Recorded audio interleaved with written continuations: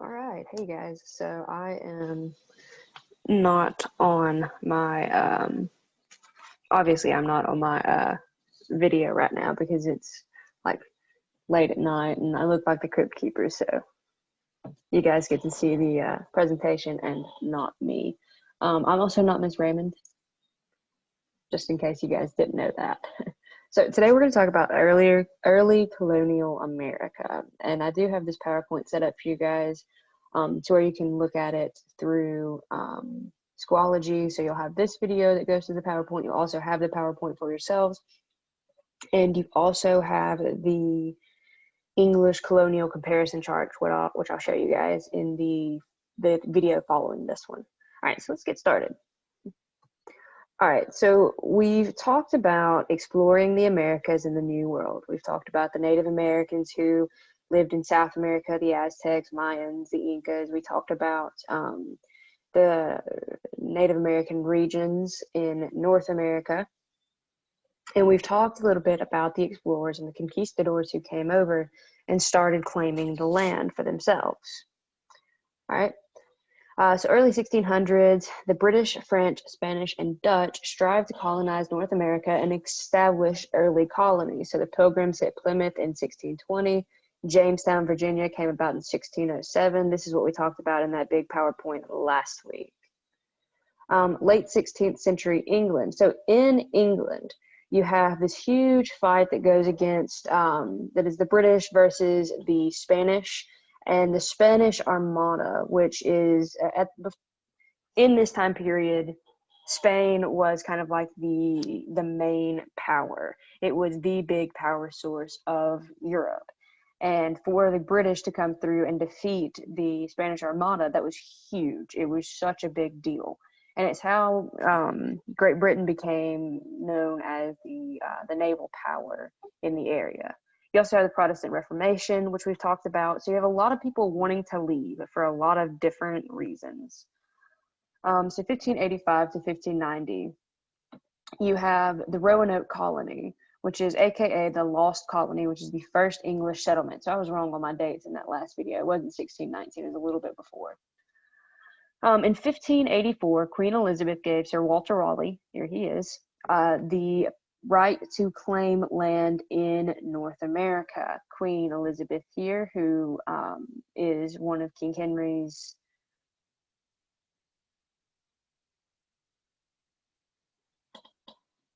daughters. Okay, I'm sorry. Something was, I think it was my dog moving about. Okay, figured it out. All right, so the Roanoke Colony. We'll talk a little bit more in depth about this on Thursday. All right, in 1585, the first expedition settled on Roanoke Island. Here is Roanoke, and it's off present-day North Carolina. So North Carolina, there is Roanoke. You can actually go and visit the area that they think is Roanoke. I think there was something a few years ago, and it was like they were putting in a golf course or something, and they think it was close to this area, and they think they found remains from the people of Roanoke, I believe is what it was. Anyway, so you can go and check it out and you can visit this area. It's on my bucket list, but I haven't gone yet. But this is technically the first settlement in America for the English, but we don't count it because they disappeared. So in 1587, Raleigh sent 91 men, 17 women, and 9 children to settle the area. By 1587, the first English child was born in America. Cool. And then John White had to go to England for supplies in 1587.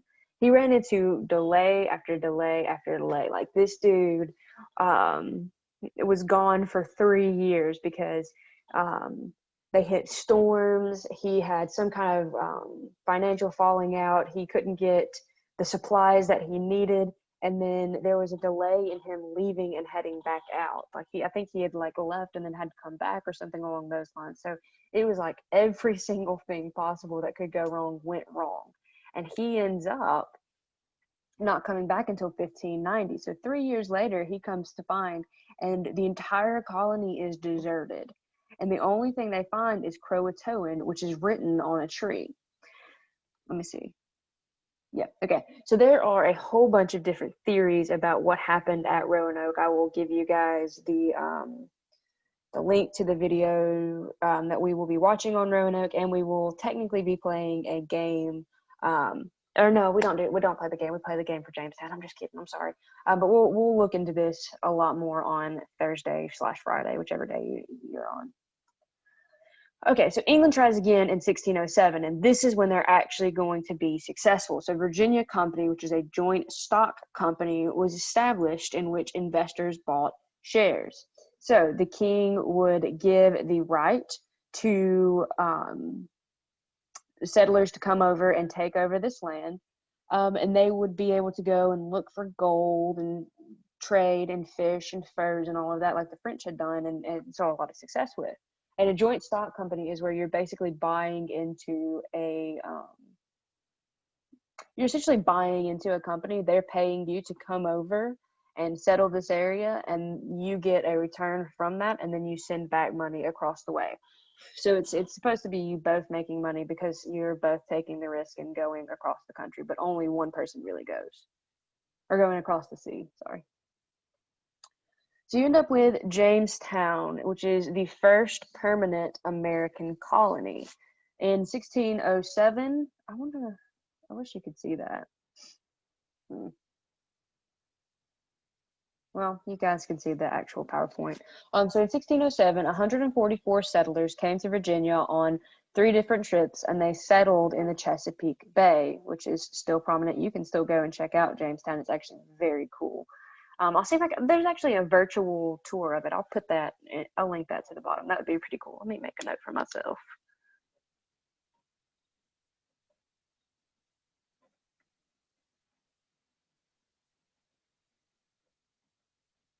Okay, note done.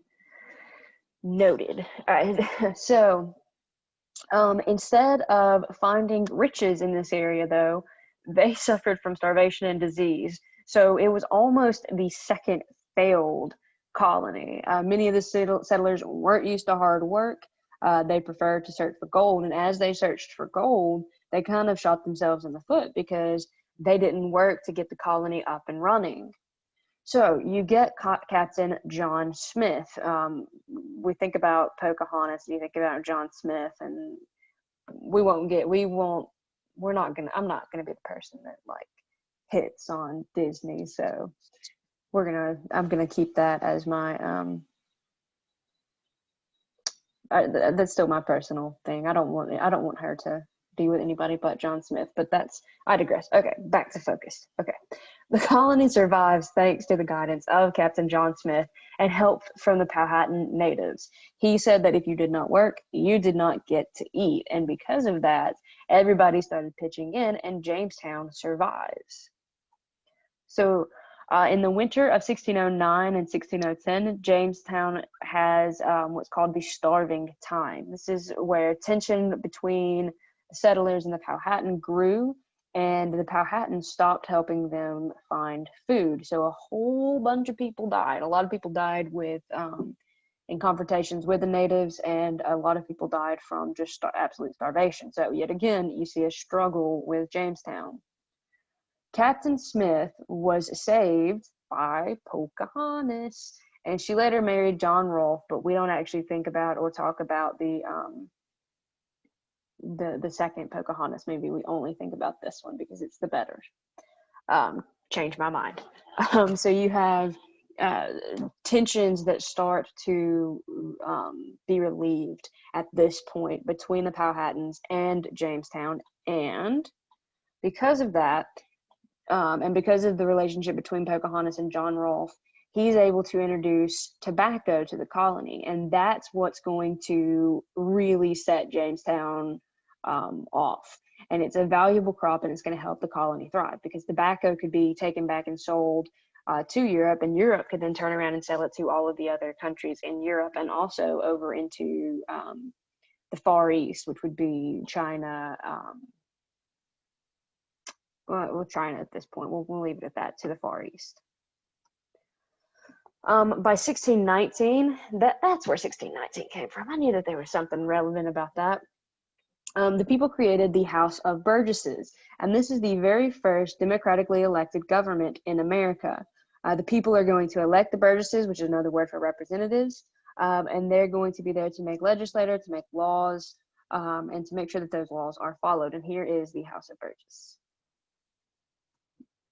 Second British colony is going to be Plymouth, which is in New England. So Jamestown is in Virginia, so it is a southern colony. So a lot of young men, young individuals who come over to farm and to join into these cash crops. Second British colony is New England, and it is going to be Plymouth. And these are people seeking religious freedom. So this is going to be one of your first religious colonies. Now, the New England colonies historically had far better relations with the Native Americans than any other any of the other colonies. We think about Plymouth and we think about the Pilgrims because that's where Thanksgiving came from and all. So in 1534, we talked about the Protestant Reformation. There's good old King Henry breaking with the Catholic Church and forming the Anglican Church. All right. By the 16th and 17th century, there was a group that was called the Puritans, and they believed in a very pure reading of the Bible. They thought that the Anglican Church had too many bells and whistles, which was associated with the Catholic Church. So a lot of them fled to the Netherlands, but they ended up being persecuted in the Netherlands as well. And because of their more, at the time it was considered radical beliefs, they became separatists who wanted to start their own churches. And of course, they're going to be persecuted because of this. They're going to be prosecuted, they'll be persecuted.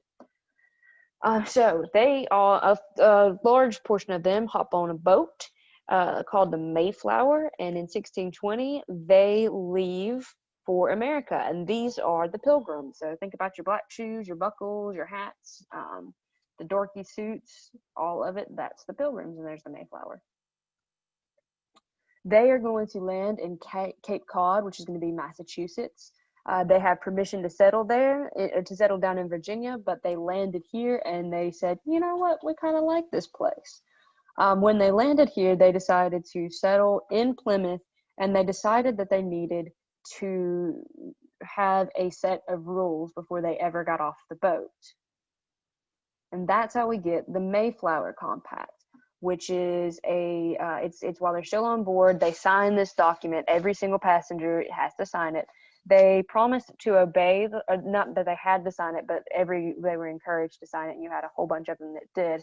But they promised to obey the laws and create a government that would run for the people. So this is your first actual documented attempt at democracy within the United States. We're going to come back to this over and over and over. So remember what the Mayflower Compact is. If you're doing this in a notebook or something, put a star by this. You're going to want to remember this. All right, it established the tradition of self-government in America. It also contained principles of a social contract and the idea of rule of law. Social contract goes back to who is it? It goes back to ideas presented in Utopia, which we talked about last week, or 2 weeks ago when we talked about the Renaissance, and I can't remember the guy's name, but it goes back to that. You're going to have social contract theory, which is going to pop up a lot during the Enlightenment. The Enlightenment's going to happen. You're going to have that pop up quite a bit, but it's this idea that society makes a contract with the government, and the government makes a contract with its people, and that government is supposed to protect the people first and foremost. And then rule of law is just, we govern ourselves by certain laws, and we're all beholden to those laws. Beholden. Okay, during the first winter, almost half of the Pilgrims died of illness, hunger, and cold, so almost didn't make it as well. In the spring, 2 Native Americans, Squanto and Samoset, taught the Pilgrims to farm and how to hunt. So they brought this is Squanto and the natives. This is where we're going to get the idea of Thanksgiving. They taught them how to grow I'm fairly certain they taught them how to grow corn, a few other little like smaller crops that they could use to just for them. So they're not going to do like what Jamestown did and start growing massive amounts of food that they can sell back over across the pond. But they are going, because they don't want to have anything to do with England anymore. They are separate for themselves. All right. So in the fall of 1621, the Pilgrims invited uh, uh, the natives to a feast of Thanksgiving, and there we have Thanksgiving. All right, Massachusetts Bay Colony. This is our third colony that's going to be established. In 1629, a group of Puritans received a royal charter to establish a new colony north of Plymouth. So they are led by their chosen governor, John Winthrop. 900 men, women, and children left for Massachusetts, most settled in a place they called Boston. Boston's going to be important, as we all know, coming up. During the 1630s, 15,000 Puritans settled in Massachusetts, and this is known as the Great Migration. They, because of the economic hardships and the persecution that they faced in England and in Europe, they left. So there were a lot that go to the West Indies, which are which is basically the Caribbean. There are some that come to the Chesapeake colonies, which are Maryland and Virginia, but most end up going to New England. All right, in 1634, adult male church members were allowed to vote for governor and government representatives. So you had to be a landowner in order to vote, but if you were in church and if you owned land, you could start voting for the governor and your representatives of your government. So you slowly start to see this development of democracy that's popping up. Despite coming for religious freedom, the Puritans enforced strict religious rules. This is where the Scarlet Letter comes from. You guys, if you haven't read that, you're in 10th grade. You're supposed to read it in 10th grade, but curriculum has probably changed since I was in 10th grade. But think about your Salem witch trials and all of that. A lot of that's going to take place in your Puritan colonies, because these are the people who are extremely, extremely strict morally. So I really wish I would have thought about this beforehand, but they are the people who would, if you were like a gossiper, they had or you were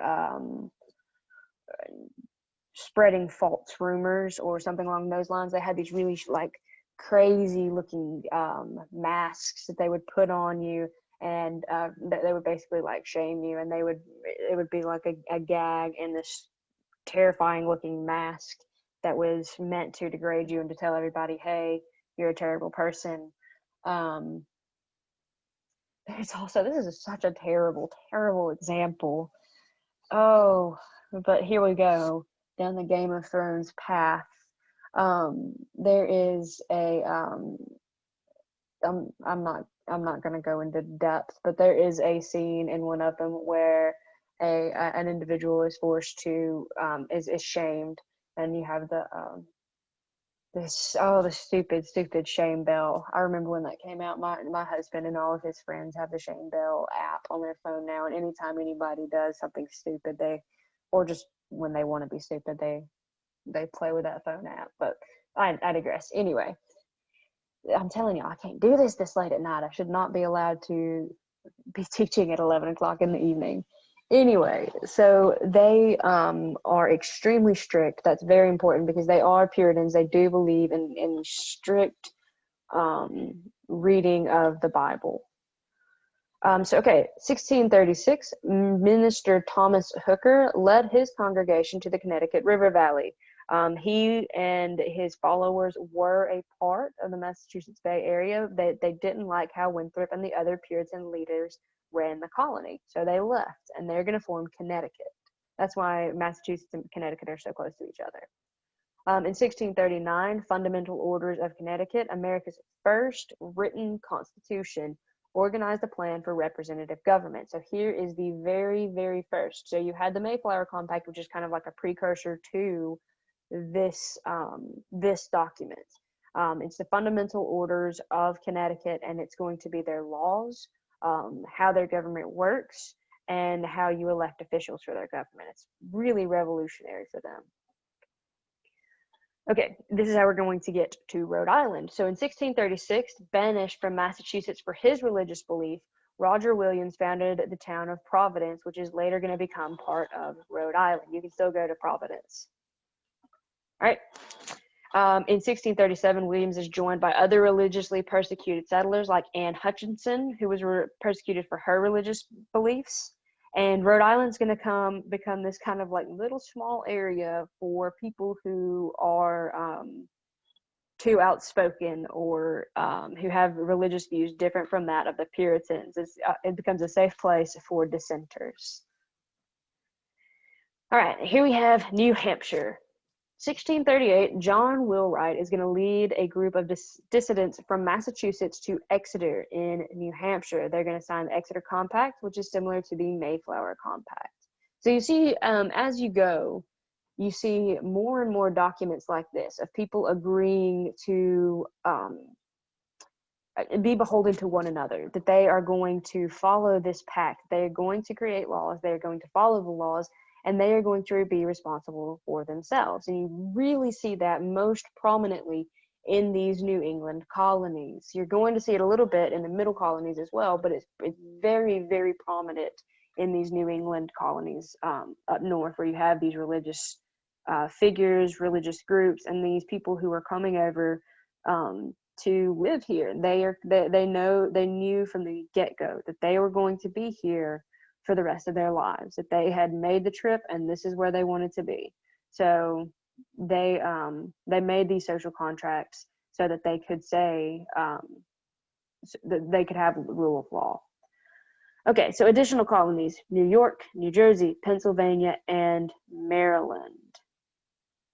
Well, that's a different PowerPoint. I'm sorry, I've got to pull that one up. Ooh, that's not the right one. This is the right one. You'll get to see all of the things.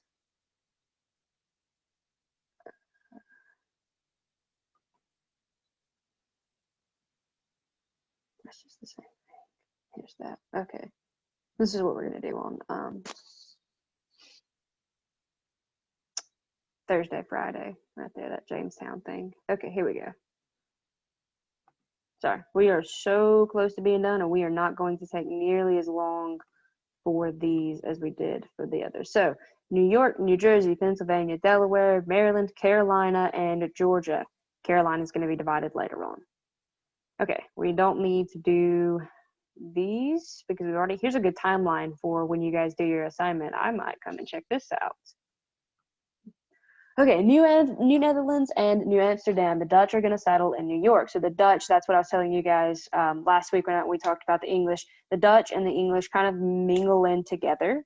In 1609, English explorer Henry Hudson, who the Hudson River is named after, he's going to be hired by Dutch East India Company. He's going to sail up the river and go to present-day Albany, New York. The West India Company, if you have ever watched Pirates of the Caribbean, then you should know about the West India Company. This is the Dutch version of that. They are going to establish New Amsterdam. They purchased the island of Manhattan from Native Americans for $24 worth of goods. So inflation, obviously, it's quite a bit more than just $24. But they did purchase the island of Manhattan, and it is going to be what's going to become New York, like the city.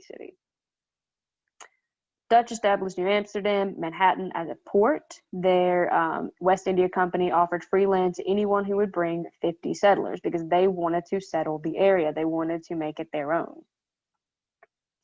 Future home of New York City was a port and transportation center for farm goods, timber, and furs. And I know we're going through this one so super fast. I'm sorry, you guys. New Amsterdam was a port and transportation center. We just said all that. That's just another picture. Okay, in 1664, England is going to capture New Amsterdam, and they are going to rename it New York. The king gave the colony to his brother, the Duke of York, and the Dutch surrendered without fighting. So this is where you see the English and the Dutch get intermingled. Basically because the English say, nah, we want that, bro, and they come in and take it. In 1664, its diverse population included Dutch, German, Swedish, and even Native Americans, and they included 300 enslaved Africans. So this is very beginning New York, so start up. And the 300 enslaved Africans were 100% divided up among the area to work on small farms. To the best of my knowledge, there were no huge plantations in this area of New York. There may have been some larger, closer to what we would think of as plantations, closer to Albany, but nothing in the actual city.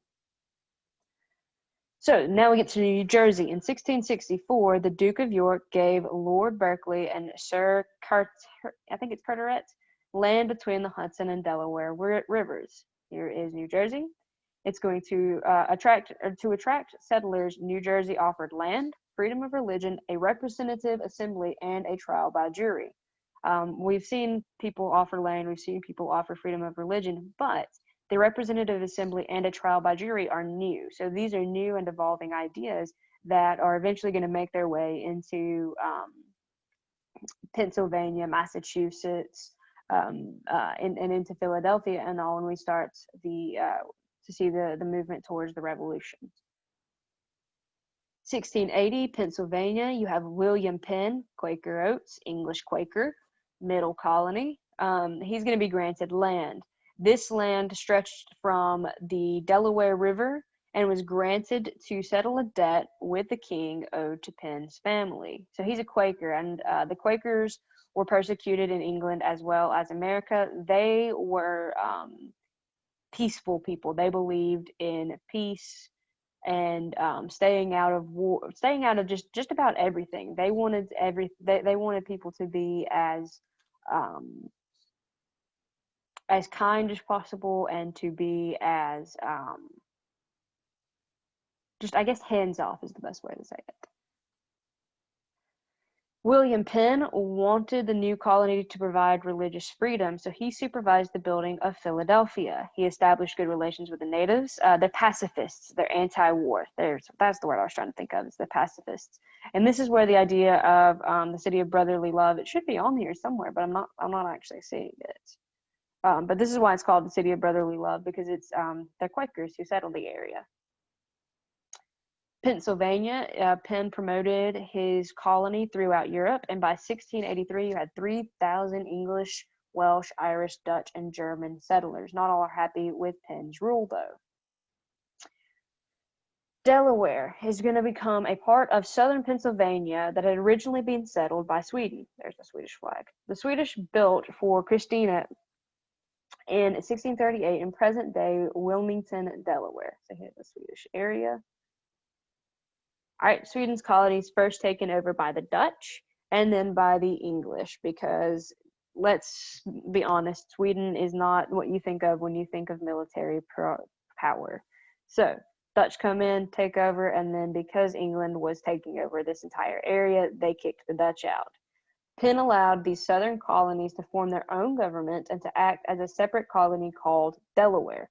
So once this area gets taken over, in southern Pennsylvania, Penn says, all right, because we are Quakers, because we don't want war, we will allow you guys to be your own thing and do your own thing. And they became Delaware. In 1632, Charles I grants Sir George Calvert, Lord Baltimore, a colony north of Virginia. Calvert had dreamed of a safe place for Catholics to settle. Fun fact, I'm related to this guy very, very, very distantly, but he had some relatives who moved down into Alabama in far, far later 1700s, and I think in the early 1800s too. I can't remember. That's all that family history and everything. But yeah, this is a some form of relative. Don't always want to track that particular family tree though. So 1663, King Charles II created a colony of Carolina. In 1729, Carolina was split into North and South Carolina. So he created it as a colony. King Charles, Carolina. In 1773, no, I'm sorry, in 1733, Georgia was founded by James Oglethorpe. If you go into Tennessee or Georgia, or if you go into the Appalachians, or even if you go to like Gatlinburg, you see a lot of Oglethorpes because they settled that area. It was mostly settled by debtors. All right. So by then, the British had been in the eastern North America for 125 years with colonies all along the eastern coast. All right. We're not actually going to go into this because we've already really talked about it. And we're not going to do the review because this is a video and it's not live.